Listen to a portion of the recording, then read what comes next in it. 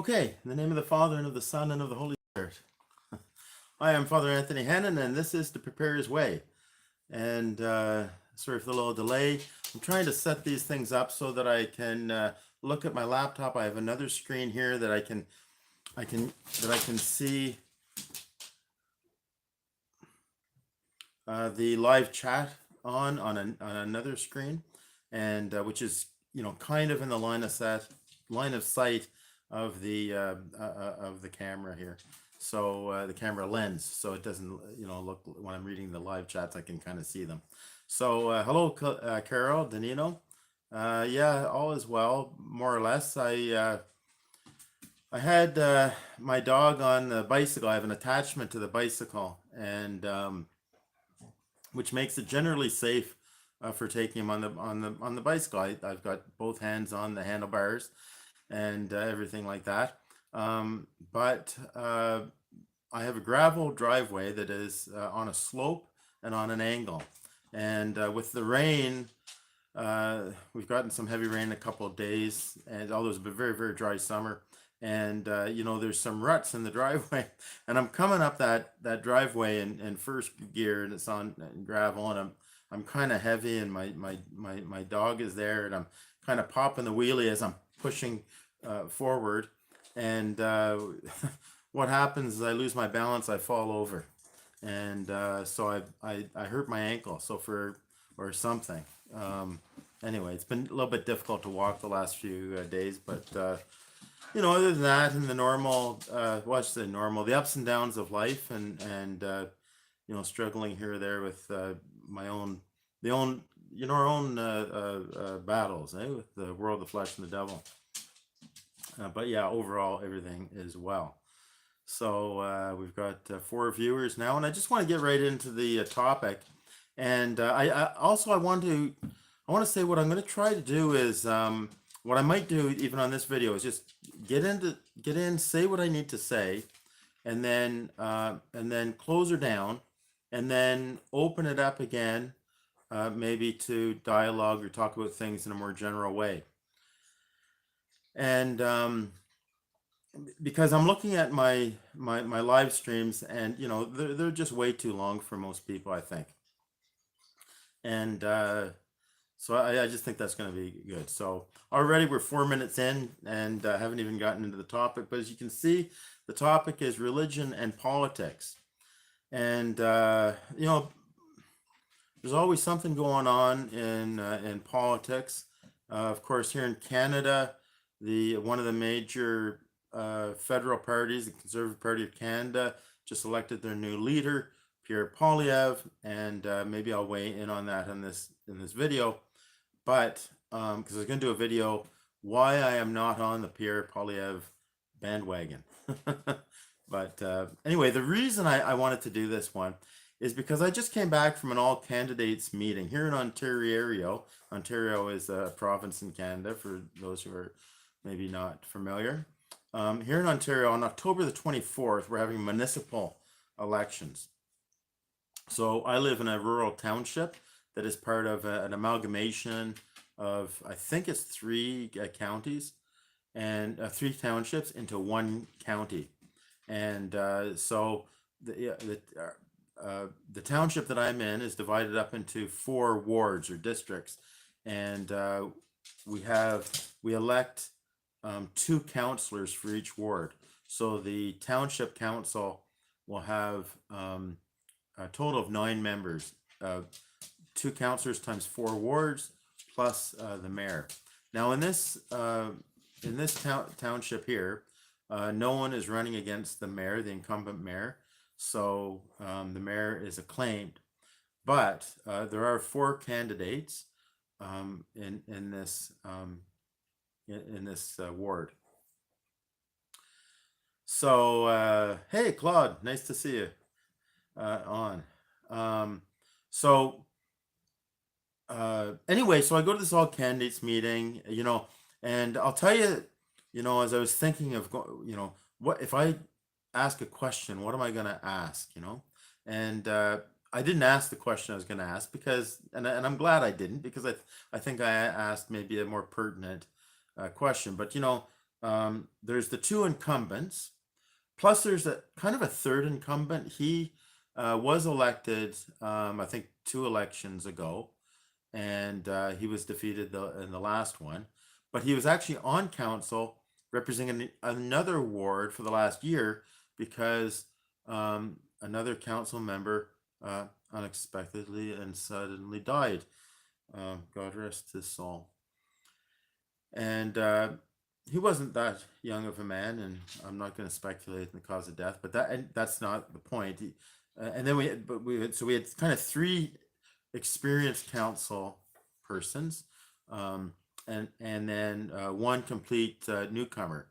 And I wanted to get to know a little bit more those last 2, so not the incumbents for our ward, but the other 2.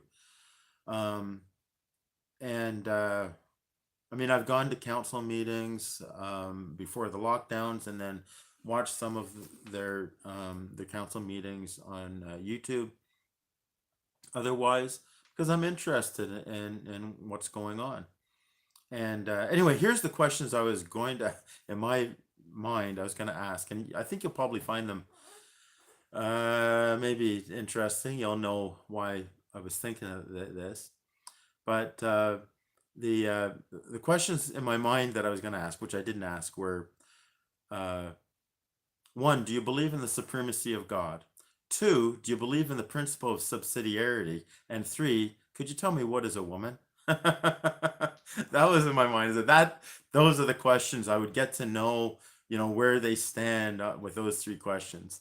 The supremacy of God is very important because that, if you don't believe in that, then you don't believe in the Canadian Charter of Rights. And of course, municipal government, that's the lowest level of government. I mean, not counting school board trustee, I guess.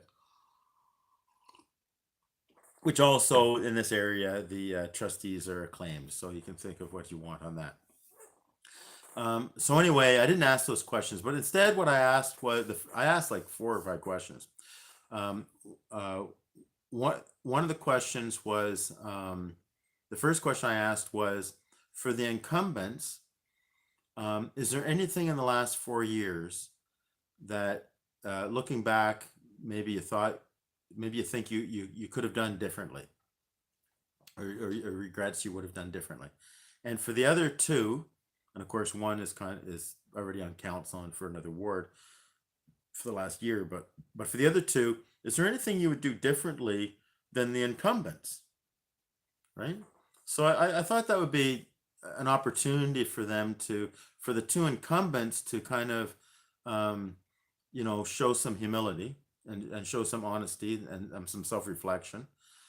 And but mostly they said, no, we did a good job. I mean, and I think they more or less they did. There is a kind of an issue about some making a particular street a one-way street, that they didn't consult the people as they, at least as the newspaper says they should have. But that was about it. And I thought it would give an opportunity for the other 2 to kind of distinguish them from the others, because if the other 2 have been doing relatively good job, like why would you vote out the incumbents, right? Like, give me a reason why. What would you do different? Why, in other words, why are you running, and why do you think you should be on the council instead of these other 2, or to replace one of them? So what other questions did I ask? I asked a couple tax-related questions regarding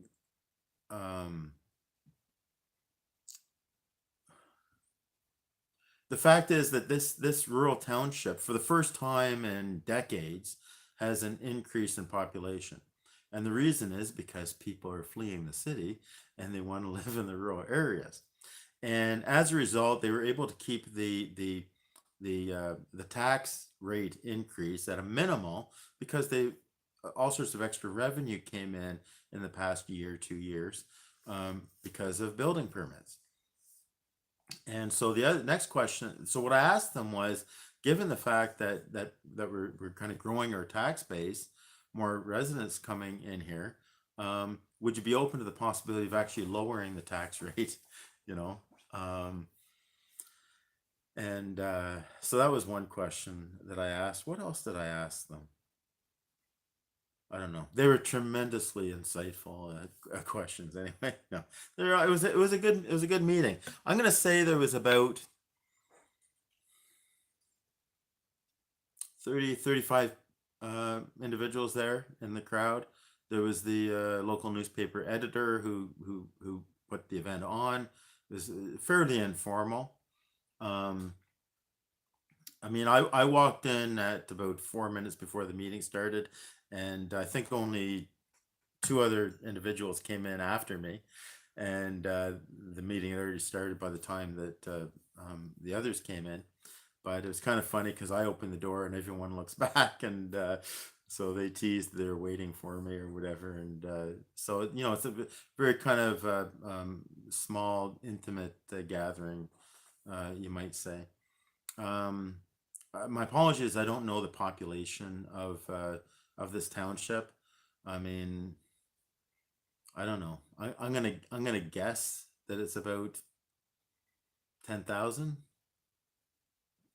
Not a huge township, but I could be wrong there. But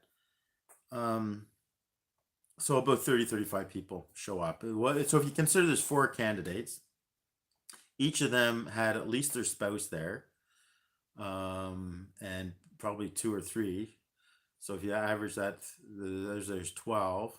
There was at least one counselor from another ward, and well, 2 actually, because one was the one practicing Catholic on the council from another ward. He's not running this election, so he showed up. So members of the public, like myself, there's a few people who had certain beefs they wanted to bring up, but not a huge interest of the general public.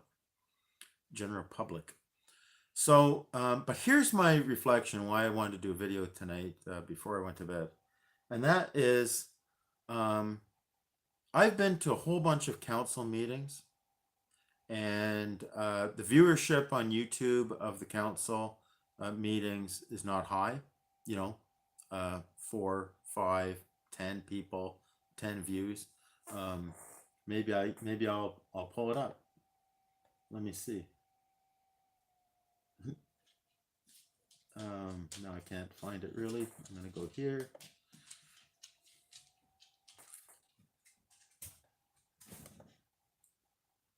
I'll try to get on to give you an idea. Let's see. How do I get on? There we go. But anyway, just there's a lot of apathy. I would say a lot of apathy. Well, I mean, the mayor is acclaimed, for example, and the board, school board trustees are acclaimed, and but here's the thought. I've never seen, and before I was a priest, I would go to all candidates meetings and this type of thing before I ever went to the seminary. And to my recollection, I've never seen a priest or a Protestant minister at a council meeting or an all candidates meeting.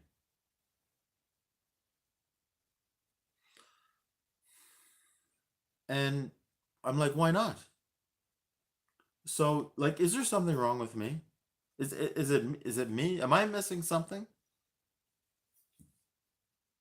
And I talked to one of the counselors after, and he says it would be great if there were faith leaders at these meetings, and it would be great if faith leaders, along with other, leaders in the community. He mentioned like the Odd Fellows, and like the you could say the Lions Club, or if it would be great if we could all get together and kind of have round tables or whatever.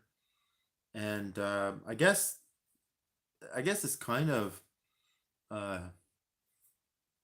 if he wants to do that, I guess he could do that, right? He could probably organize that, reach out to various church ministers and charitable groups and arrange, say, a monthly meeting or something like that. But um, I'm just and mea culpa, mea culpa, mea culpa. It has occurred to me in the past, and again, it slipped my mind that I could have called the local priest and said, "Hey, I'm going to an all candidates meeting. You want to meet there, right?" Um, I'm guessing that my brother priests don't. And if you're a priest, let me know. Do you go to council meetings, your city council, your township council? Do you ever go to anything of your local political community? Um, I remember when I was in Medcalf, I would go to the counselor would have periodic meetings with the community, and they actually reached out and invited me to go and talk to them about what value does the parish bring to the community. And I remember saying, well, the main value now is because it's not like the old days when people would go call the parish up if they needed food or clothing. Um, so it's not that type of thing. But I said that there's a human need to worship God, and our souls hunger for truth, good, and beauty, and that's what we offer. And although it's not recognized as a human need by many people, it's kind of off the radar. It really is, and we're there for people when they want to um, when they want to fulfill that need. But anyways, I don't know. What do you think? I think that my brother priests are probably thinking politics. That's the realm of the laity. That's so we're gonna back off and we're just going to let you do your thing. But I'm going to tell you, my presence at that meeting made a difference. One of the candidates, uh, he was one of the questions that people asked. Um, Sometimes we want simplistic answers and stuff, and he said, "With apologies to you, Father, the devil is in the details." I mean, it was just a way of him talking, really. It's just a saying, but everyone there was aware that there is a priest there, and who knows if that might have had a kind of a calming effect on the people who maybe were there to gripe, um, and I don't know how many people there go to church, any like if they're Protestants or whatever. I mean, I know the one counselor from another ward is a practicing Catholic, but I don't know the others. But you know, imagine if the various faith leaders would show up to these things. It would show, like in a concrete way, that no, we actually do care about the community. Um, so if you're a priest or if you're a Protestant pastor, you come across this. I just want to encourage you. Why not get involved at least to the point of showing up to some of these meetings and know what's going on? Even myself, with some of the questions tonight that people, um, some of the individuals were asking, if they had just been a little bit engaged, gone to some of the council meetings, or gone to, like a few weeks ago, I went to it was a bylaws bylaw zoning meeting, and some of the questions, if they just went to the bylaw zoning meeting or just tuned into it on YouTube, they wouldn't have even had they wouldn't have asked the same question, because I mean, God bless the patience of the um, of the candidates, especially the incumbents, because um, they refrained from saying, well, if you just were paying attention, you would know we've already dealt with that. you know. So here we go. Let's see. So the last uh, township meeting. Oh, okay, township regular meeting, 64 views. After the closed township meeting is only a couple. This is basically the closing of the meeting. There's only 9 people. That's fine. Committee of adjustment. So that had to do with. So I watched it.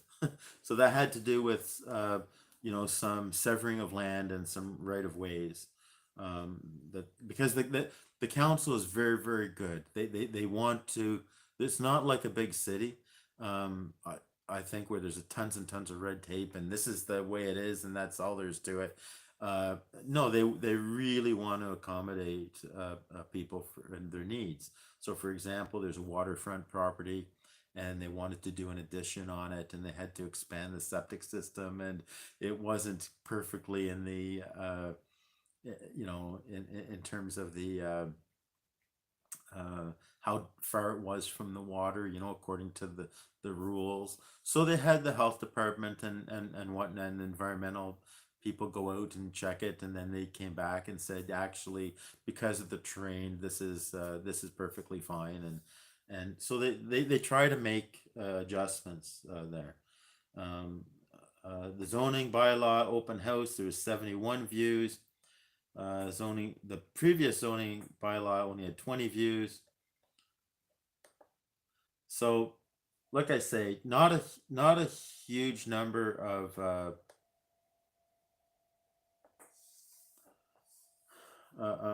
residents are really really interested. But how much more so should the faith leaders be interested and go to these things? Okay, so why don't I? It's 23 minutes. Why don't I wrap it up? I'll do a separate video at some point. Because it's kind of early in the game anyway. Why I'm not on the Pierre Polyev bandwagon. And I mean, basically, no, maybe I won't do a separate video. I'll just say it now. First of all, his voting record is not pro-life. It's not pro-family. Quite the opposite, sadly enough. The other thing is he's late to the freedom game, and we need to be a little bit cautious about politicians who relate to the freedom movement, because they kind of put their finger up in the air, and they're making these decisions based on polls or whatever, or maybe not. Maybe it's a personal conviction late, coming lately. But during all of the lockdowns and everything, he was, voting for it. He didn't stand up for that. He did criticize the government because they're the official opposition. Did criticize the government on the economic policies, but even there, I don't think severely enough. It's really not that difficult you don't have to be a brain surgeon to realize that the government spending is going to lead to inflation, more than inflation, hyperinflation. As a matter of fact, they've destroyed the economy. They've absolutely destroyed it. And speaking of which, when there's inflation because of overstimulation of the economy, they raise interest rates to slow the economy down because you do want to have a hand on inflation. But the inflation that we're experiencing now and will be experiencing, I think, much more severely very soon, it's not a result of overstimulation of the economy. It's a result of overspending of the government. And as Pierre Polyev rightly points out, printing money. So it's not that the economy is booming, and that's why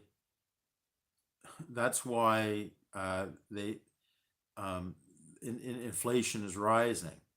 Therefore, raise interest rates to slow the economy down.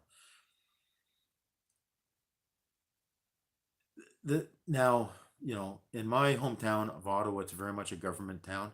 So, and by the way, the job growth, any job growth that you see in any statistics, it's largely, I would say, 90% government jobs.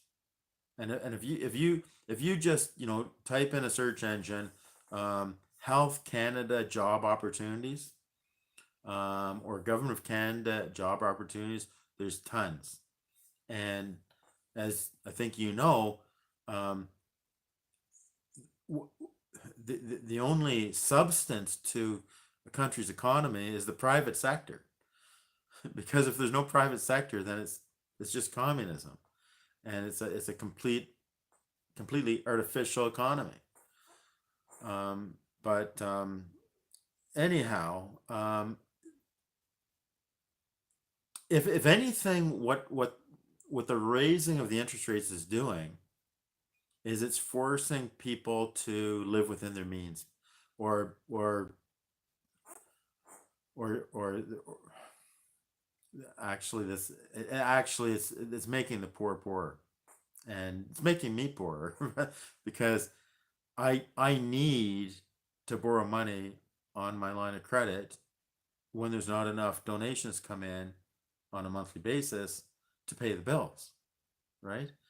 But I think the fact that interest rates were so low that people were quite comfortable in borrowing money, to keep their standard of living, and not do without, going to restaurants or movies or whatever, um, you know, now that the lockdowns aren't here, but or just to buy groceries, because the interest rates are so low. So it's like, oh, okay, well, things will get better, so I'll just borrow the money, and we'll catch up to it. And so raising the interest rates is going to stop people from doing that. But who's that really suffering is the poor. So, which is leading me to some other thoughts I'd like to talk about. But maybe what I'll do, we're 28 minutes in now. So why don't I sign off, and I'll sign back on probably within about 5 minutes. And so please, if you're watching now, just hang tight, visit the channel in a few minutes, and I'll be on, and I'll talk about a wider variety of things. And any questions, I'll follow on the chat and whatnot. I'm not even actually looking at the chat right now.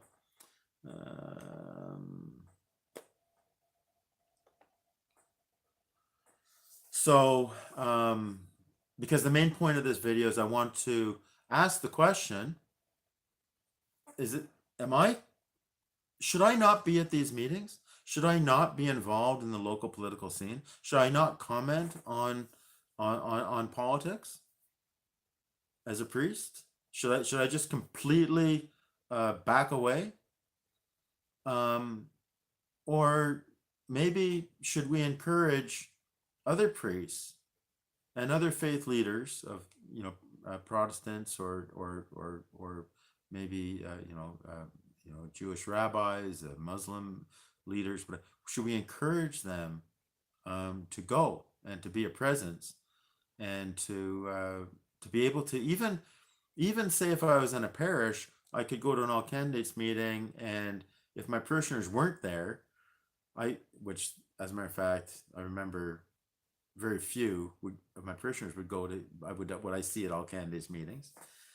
Very, very few. But I could go back and I could report to the parish, my thoughts in light of our faith, and yeah. So I don't know.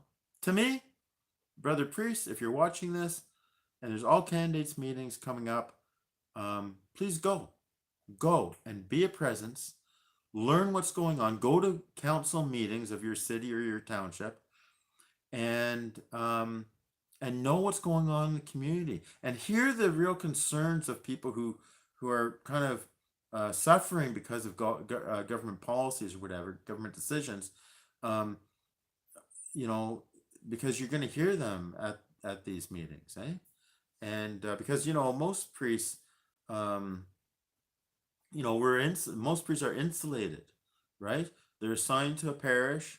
They never, they may be aware, oh, there's the heating fuel is going up, or the price of electricity is going up. But in most parishes, the parish is paying for it in the rectory. not the priest. So I think, guys, we need to be aware of how people are actually living, and otherwise, we just got our heads in the clouds, and yeah, let's show that we care and show up with these things. Okay. So please, I'll be signing back on in just about 5 minutes. May Almighty God bless each and every one of you in the name of the Father, and of the Son, and of the Holy Spirit. Go in peace, live in the truth, live free.